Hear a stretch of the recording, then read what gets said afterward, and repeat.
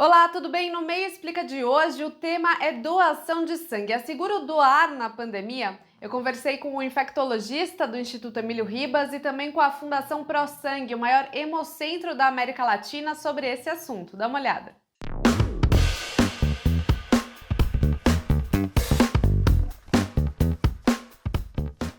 Em diversos estados do país, os hemocentros, bancos de sangue, gente, estão operando bem abaixo da capacidade normal, em situação preocupante, como é o caso de Brasília, Manaus, Amapá, Belo Horizonte, São Paulo. Isso porque a pandemia do novo coronavírus, as inseguranças geradas por esse momento acabaram afastando os doadores, mesmo que os espaços de coleta tenham adotado protocolos de segurança ainda mais rigorosos. Segundo a Coordenação Geral de Sangue e Hemoderivados do Ministério da Saúde, só no mês de outubro foi registrada uma queda de cerca de 20% nas doações em comparação com o mesmo período do ano passado. Só que quem precisa de sangue, gente, não tem como aguardar. A doutora Renata Barros, da Fundação Pro Sangue, que é o maior hemocentro da América Latina, responsável pelo abastecimento de mais de 100 hospitais da região metropolitana de São Paulo, conta que por lá a situação é crítica. Atualmente, eles estão operando abaixo dos 30% e isso já pode comprometer alguns procedimentos médicos.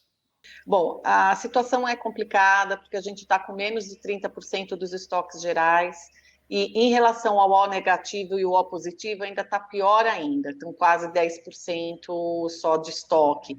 Isso é muito complicado porque a gente lida com as situações de urgência, a gente lida com as cirurgias e precisa ter sangue, tudo isso é uma roda. Né? O sangue que é usado hoje precisa ser reposto e o sangue que está sendo usado hoje precisa ter entrado para nós, no mínimo, há 3 dias atrás, porque você vai usando o que está pronto, está preparando para ir outro para o lugar. Então, se a gente não tem doador, a gente realmente para essa roda. Estamos muito longe ainda de um sangue artificial, não chegou. Então, não é uma coisa que você vai lá na farmácia, mesmo que seja uma farmácia super mega cheia de coisas, você não vai lá na prateleira e fala, olha, me dá essa bolsa que eu estou precisando. Então, isso depende de alguém doar, é uma coisa humana para humano. E quando os pacientes precisam, eu já vi muitas experiências, o quanto eles são agradecidos, porque o paciente que precisa de sangue, ele geralmente tem um cansaço importante. Eu estou dizendo esses mais os crônicos, não tô comentando nem os de cirurgia, os que são atropelados, né? Esses pacientes já são tanta coisa que acontece com eles que eles não sabem nem qual é a principal coisa que ele precisa. Mas os pacientes crônicos, principalmente os pacientes que fazem tratamento para oncologia, tudo, eles vêm ao banco de sangue se arrastando por conta desse cansaço. E eles saem dispostos, eles saem energizados. Então, isso é muito bonito, principalmente os claros que têm aquela pele, ficam brancos, brancos, brancos, recebem aquela bolsa de sangue, você já vê a boca com um pouco mais de cor, a bochecha um pouquinho mais colorida. Quer dizer, poxa, isso é vida, né? Isso é vida. E essa pessoa precisa de alguém, ela não tem aonde pedir, ela não tem aonde ir lá comprar para ela. Eu também conversei com o infectologista Dr. Jamal Suleiman, do Hospital Emílio Ribas de São Paulo, e ele garantiu que os espaços de coleta de sangue são seguros contra o novo coronavírus. Dá uma olhada. Alessandra, é muito seguro. Os protocolos para recepção do doador e para coleta do seu sangue são absolutamente seguros. É só importante lembrar que esse ambiente onde se faz a coleta, ele, pelo grau de importância que esse ato exige, é cercado de cuidados máximos. Então, para o doador ou a doadora, essa segurança está absolutamente garantida. Eu posso dizer para você que nesse local não há risco de transmissão de Covid-19. Né? Qual é o ponto principal disso?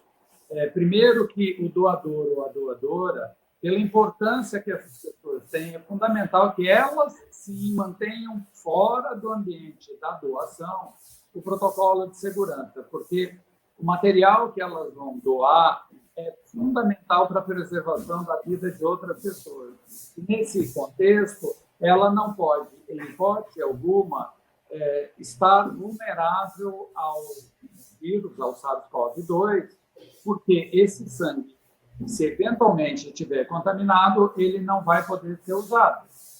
A gente tem dois momentos nessa história.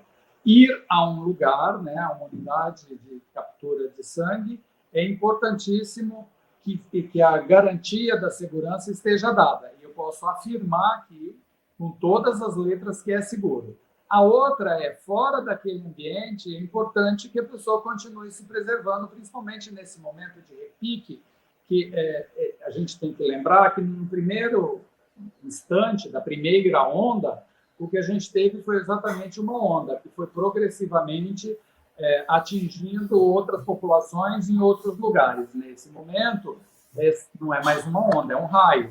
Está caindo em todos os lugares ao mesmo tempo, né? Porque em todos os lugares a gente já tem transmissão comunitária.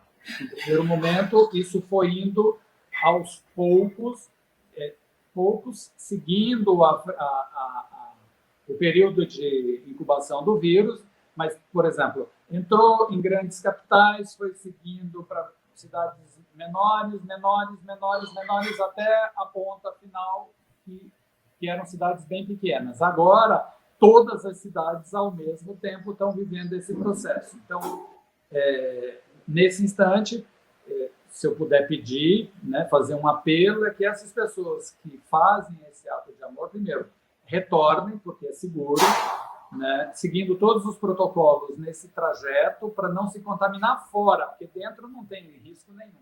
O agendamento online das doações foi uma das medidas adotadas pelos bancos de sangue para garantir mais segurança para os doadores, para controlar mesmo o fluxo de pessoas dentro dos espaços de coleta. E é claro que o uso de máscaras e o distanciamento social são obrigatórios nesses ambientes, tanto para funcionários quanto para doadores. Na descrição desse vídeo, eu coloquei os sites dos principais hemocentros do país, dos bancos de sangue, caso você queira ter mais informações sobre possíveis agendamentos. Bom, dando um passo adiante, agora vamos falar sobre quem pode e quem não pode ser um doador de sangue. Entre os requisitos básicos para doar, a pessoa precisa ter entre 16 e 69 anos, estar em boas condições de saúde e pesar no mínimo 50 quilos. Além disso, no dia do agendamento da coleta, precisa ter em mãos um documento original com foto, estar bem alimentada e também descansada. E tem um outro ponto importante de colocar aqui, é que os homens podem doar até 4 vezes ao ano, com um intervalo mínimo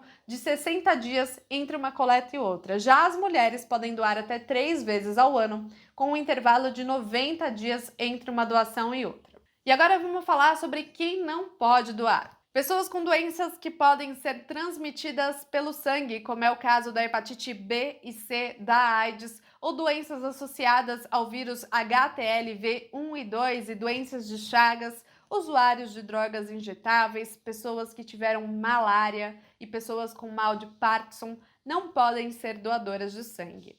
E no caso da Covid-19, quem testou positivo pode ou não pode doar sangue? De acordo com os hemocentros do país, as pessoas que testaram positivo podem sim doar, mas precisam aguardar um tempo, um prazo aí de pelo menos 30 dias para fazer essa coleta e, é claro, não pode ter nenhum tipo de sintoma ou sequela da doença.